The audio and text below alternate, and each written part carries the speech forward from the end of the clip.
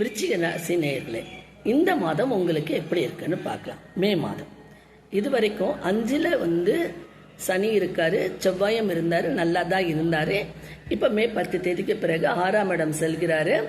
அது உங்களுக்கு விருச்சிக ராசிக்கு எந்த பிரச்சனையும் பண்ணாது. செவ்வாங்க ஆட்சி வீடு தான் உங்களுக்கு மேஷ ராசியில், உங்கள் விருச்சிக ராசிக்கும் ஆட்சி வீடு தான். அதனால விருச்சிக ராசிக்கு 6ஆம் இடம் எந்த பாதிப்பும் கொடுக்காது. தொழிலில் முன்னேற்றம், மனசுக்கு அமைதி, நிம்மதி எல்லாமே உங்களுக்கு கிடைக்கும். இந்த மாதம் கடந்த மாதத்தை விட இன்னும் சிறப்பாகவே இருக்கும்.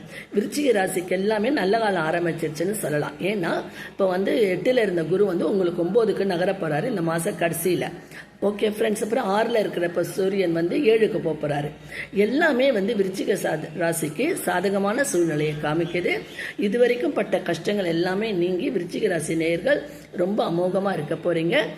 மனதுக்கு இனிமையான நிகழ்வுகள் நடக்கும். தொழிலில் முன்னேற்றம், படிப்பில் முன்னேற்றம், தடை தாமதங்கள் எல்லாமே விலகிடும்.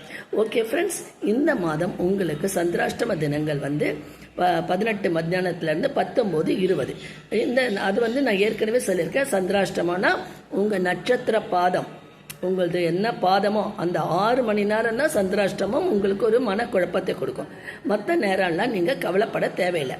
நீங்கள் என்ன நட்சத்திர பாதம்னு பார்த்துக்கோங்க. ஏன்னா ஒவ்வொரு ராசிக்கும் 9 நட்சத்திர பாதம் இருக்குது. ஓகே ஃப்ரெண்ட்ஸ், இந்த மாதம் உங்களுக்கு எல்லாமே நல்லபடியாக அமையும், கவலை வேண்டாம்.